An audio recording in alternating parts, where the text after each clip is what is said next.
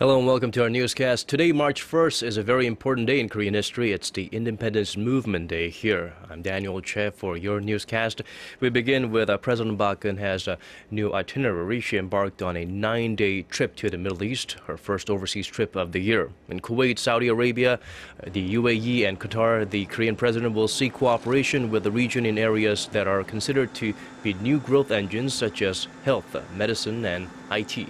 The president will be accompanied by the largest business delegation of its kind, with more than 100 Korean companies attending forums to secure projects in the region.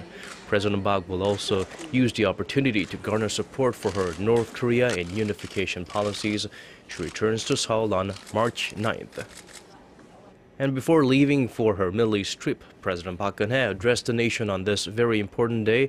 Today, March 1st, is when Korea remembers its independence movement against Japanese colonial rule.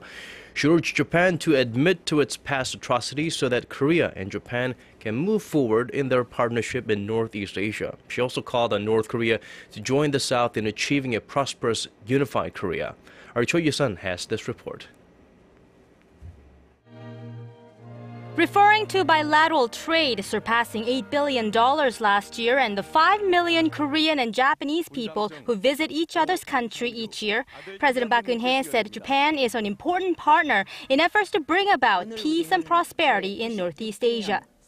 To further improve their 50-year-old partnership, she called on Japan to courageously admit to and take responsibility for its past imperialistic atrocities. With only 53 living Korean victims of Japan's wartime sexual enslavement, President Park stressed that time is running out for the Japanese government to restore the women's honor. Japanese Prime Minister Shinzo Abe is set to make a statement later this year, marking his country's surrender in World War II. But neighboring countries worry he may attempt to whitewash Japan's history. 역사란 편한 대로 취사 선택해 필요한 것만 기억하는 것이 아니라 역사에 대한 인정은 진보를 향한 유일한 길이라는 최근 한 역사학자의 지적을 깊이 유념할 필요가 있습니다. With this year also being the 70th anniversary of the division of the two Koreas, President Park said it's time for the two sides to work toward unity and prosperity. Stressing that Seoul's unification initiatives are not about isolating the North, she urged Pyongyang to engage in inter-Korean dialogue. The president then called for talks on reunions for families separated by the Korean War. 부모 없는 자식이 이 세상에 존재하지 않듯이 북한도 내부의 인간적인 혈연의 문제를 해결해 주어야 할 것입니다. On the domestic front, President Park said she is ready to take the difficult path of innovation and reform to ensure people feel the growth momentum that can be passed down to the future generation of a unified Korea. Choi Arirang News. Moving on to other stories, it looks like the U.S. doesn't want to take a stand against Japan in its misguided claims over sovereignty over territory or its efforts to distort history. Rather, the U.S. is focused on maintaining its neutrality with its allies. Over in the U.S., a diplomat has reiterated the importance of cooperation between the U.S., Korea, China, and Japan. Speaking at the Carnegie Endowment for International Peace, a Washington think tank, on Friday, U.S. Undersecretary of State Wendy Sherman said disputes over territory and history involving the three nations are an obstacle to enhancing cooperation among the four countries. She warned against fueling nationalism, adding that it's not hard for a political leader anywhere to earn cheap applause by vilifying a former enemy, but such provocations produce paralysis, not progress. She encouraged the three countries to see beyond what was to envision what might be, and expressed the hope that a trilateral foreign ministers meeting in Seoul later this month would lead to a summit. And speaking of that meeting, South Korea, China, and Japan have agreed to hold a meeting of high-ranking diplomats in Seoul ahead of their Trilateral foreign ministers meeting later this month.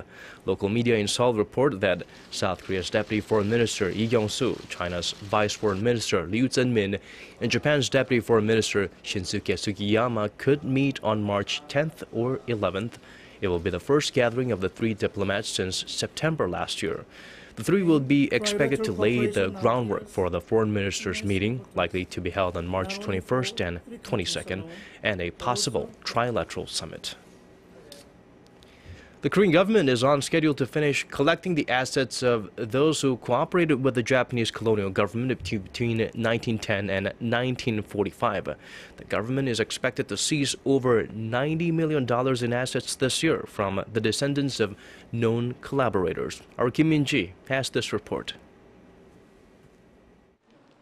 The Korean government expects this year to complete the task of seizing the assets of those who collaborated with Japan during its colonial rule of Korea in the early 20th century. These efforts began with the passage of a law in 2005 allowing for the seizure of assets belonging to the descendants of the collaborators. A 4-year-long investigation found there were more than $90 million worth of assets belonging to the descendants of 168 national traders. The Justice Ministry says 94 out of 96 cases related to the confiscation have been settled so far, and 2 are pending at the Supreme Court. Of them, 71 were administrative cases filed by the descendants of the collaborators against the seizure of the assets. 16 were state cases in which the government was the plaintiff, and the remaining 9 are constitutional cases in which the plaintiffs are arguing that the government's confiscation of assets is unconstitutional. The government has only lost 3 cases, with the court citing a lack of evidence. The proceeds of the seized assets have been used to compensate independence fighters and their descendants for their sacrifices. The government plans to take any future cases that arise to court as well. Kim Min-ji, Arirang News. Moving on to inter-Korean relations, North Korea has again claimed South Korea's Park Geunhye administration is fully responsible for the frosty ties between the two countries. The North's main newspaper, Rodong Sinmun, demanded Seoul stop its sincere request for talks and focus instead on taking realistic steps toward improving inter-Korean relations. The regime also demanded the South make drastic changes to its inter-Korean policy, which Pyongyang labeled a complete failure. Meanwhile, North Korean leader Kim Jong-un has urged the military to prepare for war with the U.S. as Seoul and Washington plan to conduct an annual round of joint military drills starting Monday. Pyongyang says the drills are a rehearsal for an invasion of the North, while the U.S. and Korea say they are purely defensive in nature. And the rhetoric from North Korea doesn't seem like it will stop South Korea and the United States from carrying out their planned annual military drills. According to the Combined Forces Command, or CFC, on Sunday, the exercises will go ahead as scheduled. The computerized command post exercise called Key Resolve will begin on Monday. The 2-week war game involves 10,000 South Korean and 8,600 American troops and is orchestrated by South Korea's Joint Chiefs of Staff. The full legal field training exercise also starts Monday and ends on April 24th. The tactical training drill involves a set of land, sea, and air maneuvers and around 200,000 Korean and 3,700 American troops. More military news. The Korean Navy has a new submarine and is named after revered independence activist Yoo Kwan-sun. It's the first submarine to be named after a woman in the modern Navy's 70-year history. A leader in the March 1st movement certainly deserves this honor. Our Shin Se-min has this report. Yoo Kwan-sun is the name of the Korean Navy's newest submarine, and it's the first vessel to be named after a woman in the modern Navy's 70-year history. The Korean Navy announced Sunday that the Type 214 1,800-ton attack submarine will be named after Yoo, an admired student independence fighter who was a leader in the March 1st movement against Japan's colonial rule of Korea in 1919. She died at the age of 18 at the hands of Japanese troops as a result of being tortured in prison. In a written statement, the Navy said the naming of the vessel comes at a special time, as this year marks the 70th anniversary of the country's liberation and the 95th anniversary of Yoo's passing in prison. The diesel-powered submarine will be deployed on anti-vessel and anti-submarine missions. It is equipped with cruise missiles and torpedoes and will be able to travel to and from Korea to Hawaii on a single tank of fuel. And it has an underwater speed of up to 20 knots. The submarine is being built by Daewoo Shipbuilding and Marine Engineering, and it will be delivered in November of next year. We began naming the vessels after independence activists, starting with the third vessel. And we are naming this the sixth submarine in each class after Yu Gan-soon in recognition of her patriotism. Korea has ordered 9 Type 214 submarines. The 3 previous vessels named after independence fighters and military heroes are in honor of An Jung-gun, Kim Ja-jin, and Yoon Bong-gil. Shin Se-min, Arirang News. On the trade front, falling oil prices are dragging down Korea's exports. The trade ministry says the nation's outbound shipments came to $41.4 billion in February, falling 3.4% from a year earlier. Imports fell nearly 20% to about $34 billion in the same period. The trade surplus stood at $7.6 billion, an all-time high, and the 37th straight month a surplus has been recorded. The ministry attributed the fall in exports to a reduction in the number of work days in February due to the Lunar New Year holiday, as well as to the fall in oil prices.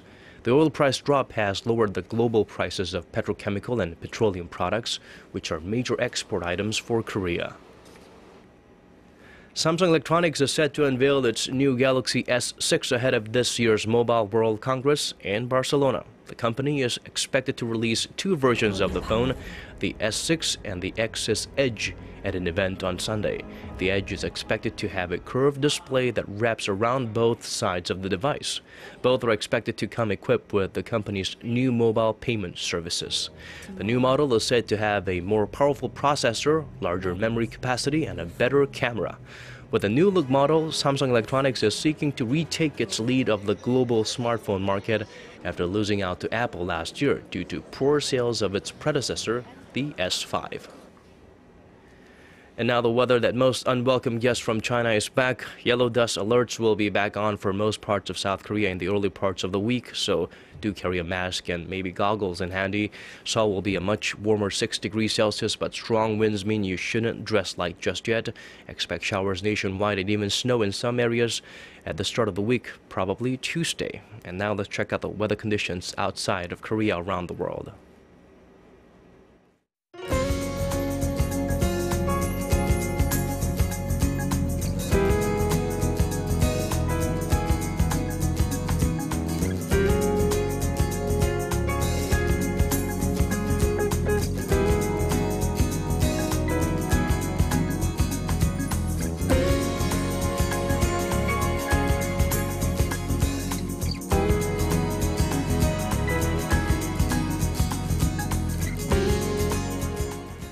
That's all from us for now. We have more coming up at 10 p.m. Korea time, so do join us then. Thank you for watching.